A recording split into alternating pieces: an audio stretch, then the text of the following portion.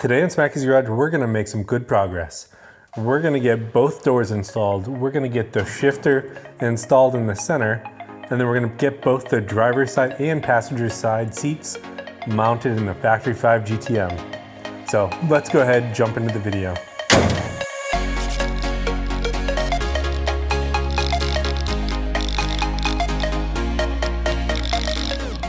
All right, so this week we're gonna make a lot of progress on the car. We're gonna get the doors on, we're gonna get the seats installed, and then we're gonna get the shifter mounted in their correct location.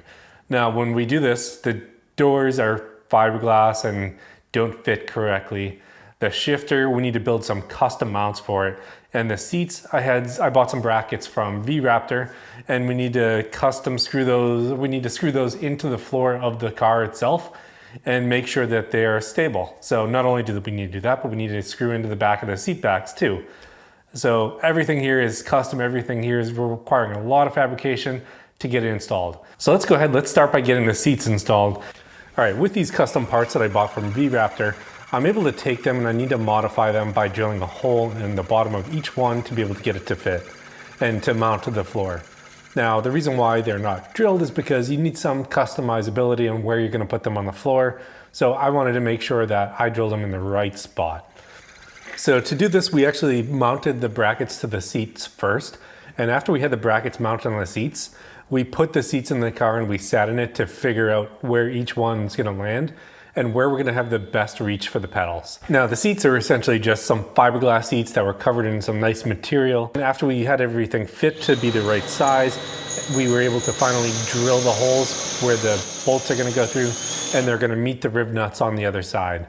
So from this, essentially we're gonna have 4 bolt holes, 4 bolts going into 4 rib nuts on the bottom side of the seat. As you can imagine, drilling 4 holes in the floor of the car and trying to get those to line up perfectly with the brackets that are adjustable and can move a little bit wasn't that straightforward, and we weren't able to get them all perfectly lined up. Only 1 bolt was off on either side. So we just took it, we drilled a little bit bigger on each one of the holes, and we're able to get all 4 bolts in both sides. Okay, so now both seats are in the car.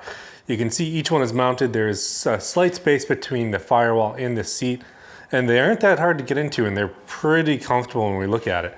I think the only thing that's different about it is that the angle is definitely a little bit sloped further back, but we can actually adjust them if we want to.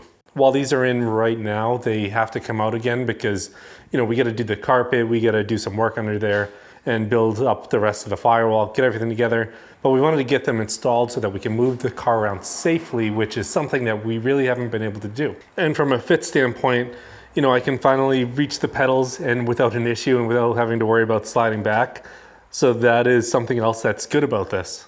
All right, so the driving angle isn't that bad, but you definitely feel like you're laying down. I feel like if you're in a supercar, this is probably more what it's like. You're laying back down. I have some space between the crash bar, roll bar, and my head, but these are gonna have padding on it. So if I look, there's a good view out the center windshield. You know, with the doors in place, the doors, you get a view outside, which is fine. From a location standpoint, my arm is essentially straight, almost angled. It's almost at a 45-degree angle. Let's call it a 30-degree angle up. So that's a little uncomfortable. So you won't be driving around like this with your arm out. But it's in a good position right now in the vehicle. It's almost centered with the steering wheel, which is good. And the passenger side seat is set up as the same way as well, except we moved it back a little bit further, because by having it back a little bit further, it's gonna give the passenger a little bit more room, especially if they're a little bit taller than I am or we are. So on to the next. Let's look at the shifter and get that installed. If you made it this far into the video, make sure you subscribe. I'm trying to get to 5,000 subscribers by the end of this year. So let's see if we can get me there. Let's go ahead, let's get back to the video. Now for the shifter of the car, it was previously being held in by C-clamps and some steel from side to side. I ended up having some aluminum, so we ended up swapping it out for that aluminum, and we're gonna essentially make some custom holders or custom brackets to hold this in place. So we're just using this to mark it up. So we ended up using the mill and drilling through and making all the holes be the right size. Going back to it, I'm really happy I bought this mill because it makes this so much easier. but we ended up drilling all the holes to be the right size on these brackets to mount to the shifter itself.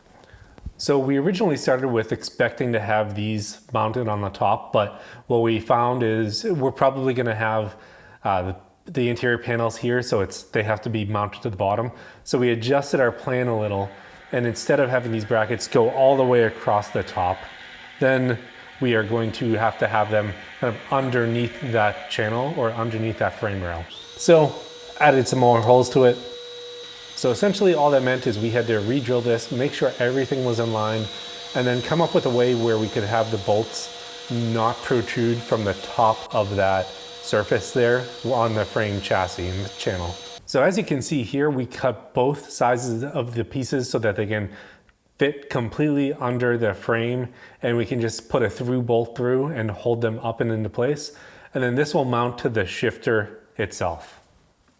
Okay, so the shifter is installed now, and it's a good position. We actually located it here, which is pretty much almost centered in this channel or this open area, but it's kind of offset a little bit more towards the driver's side, which is what we wanted. So to get this installed, we took these aluminum brackets, as you saw, we machined them, we drilled holes in them, and then we put them underneath the chassis here. For this, what we mounted, we actually used button head screws and put them down on the inside there so that everything here is completely flush, and when we put this panel on, it will not interfere with anything here. So this will just stick out the top, which is perfect, which is exactly what we wanted.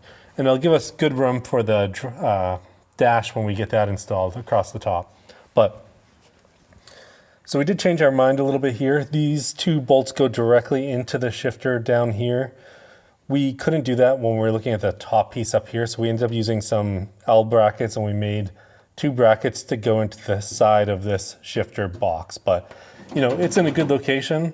If I'm sitting normally looking out the front of the car, this is exactly where I'd want the shifter. So we're installed, it's not flopping around anymore, and we're not using C-clamps to hold it in. So I am happy with this. Let's go ahead, let's get onto the doors. These were really rough to do. So if anyone's read the forums on these, the doors are extremely complicated. They don't fit well.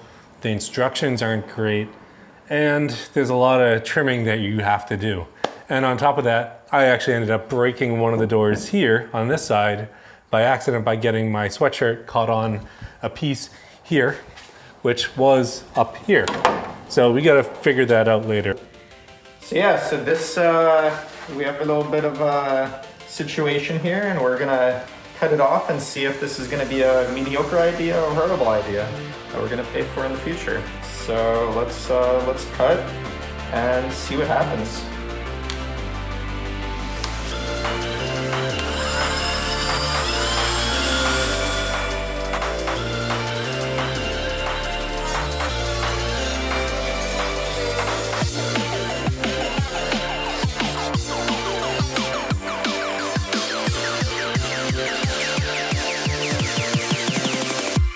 Ta-da!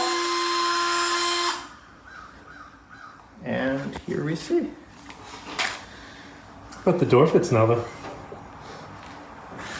Ta-da! Better. Thanks for the tips from Carbon Fiber on kind of how I can fix this and potentially putting it up here. So that's a good option for going forward. But you know, it took a lot to get these on. We literally had to get the doors on and off about 10 times per side.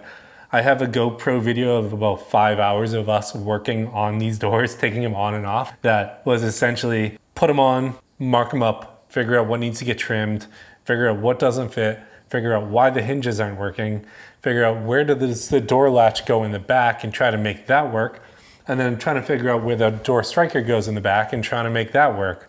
So here's what I was talking about, having to make a custom part. There's a lot of good videos online that showed someone building these. I think it was Pixel Site. And he had some great advice, which is cut more than you need to and then glass it back closed later.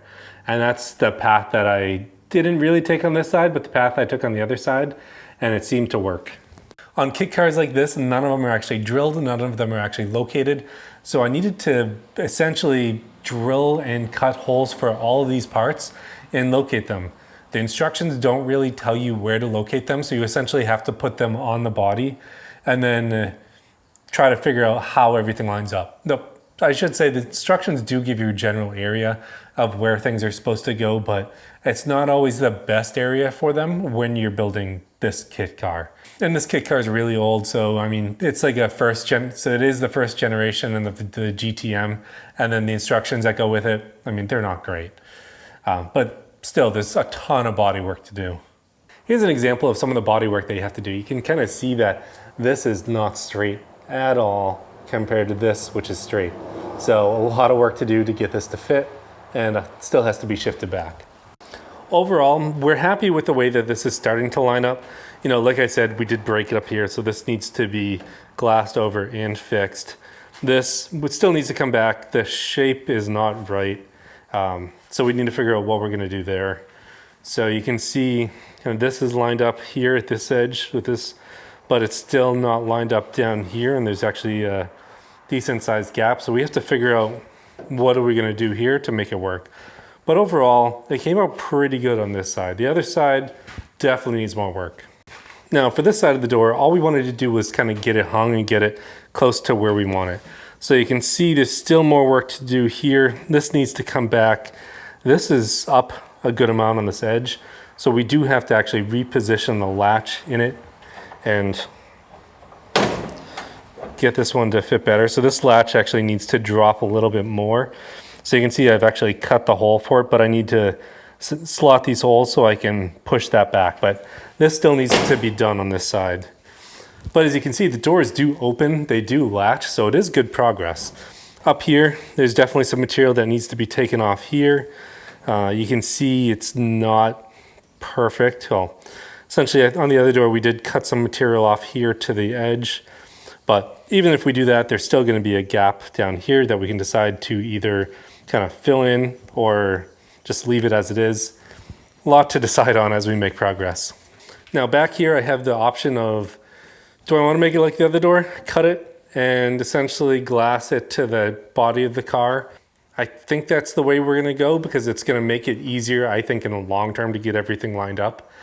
A lot of good people in the comments letting me know that this doesn't actually line up with the glass either way. So either you're gonna end up cutting it and repositioning it, or you're gonna cut it and put it on the door and then trying to get it to fit and then making the glass go up it. So it might be easier for myself just to cut this and put it in the glass.